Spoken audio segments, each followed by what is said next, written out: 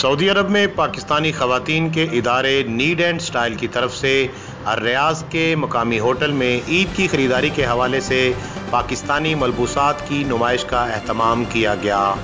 نمائش اور سٹالز کا اہتمام معروف سماجی ورکر ریاض ساجدہ چودھری نے کیا تھا۔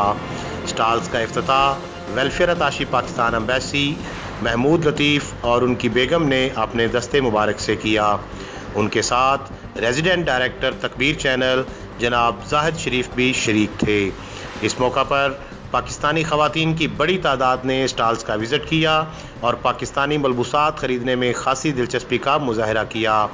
ویلفیئر اتاشی جناب محمود لطیف نے تکبیر نیوز سے گفتگو کرتے ہوئے کہا، بسم اللہ الرحمن الرحیم۔ آج ہم یہ ساجدہ چودھری نے جو یہاں پہ ارینجمنٹ کی ہے پاکستانی ملبوسات کے حوالے سے اور پاکستانی کلچر کے حوالے سے، عید کی تیاریوں کے حوالے سے یہاں پہ جو سٹالز لگائے گئے ہیں، یہ بڑا خوش آئند اقدام ہے اور ہم اس کو سراہتے ہیں۔ اس سے ایک تو پاکستانی کلچر ریاض کے اندر پروموٹ ہوگا اور پاکستانی جو یہاں پر بڑی تعداد میں موجود ہیں ان کو یہ فیل نہیں ہوگا کہ وہ پاکستان سے دور دیار غیر میں عید منا رہے ہیں۔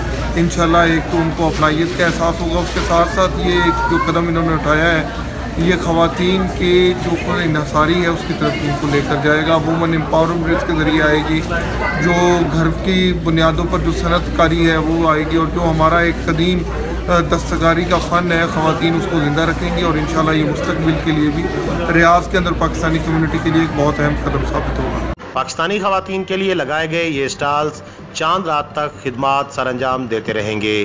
بعد ازاں تکبیر نیوز کے ریزیڈنٹ ڈائریکٹر جناب زاہد شریف نے مہمان خصوصی کو نیڈ اینڈ سٹائل کی طرف سے قرآن پاک کا تحفہ بھی پیش کیا۔ عابد شمون چاند، تکبیر نیوز، الریاض، سعودی عرب۔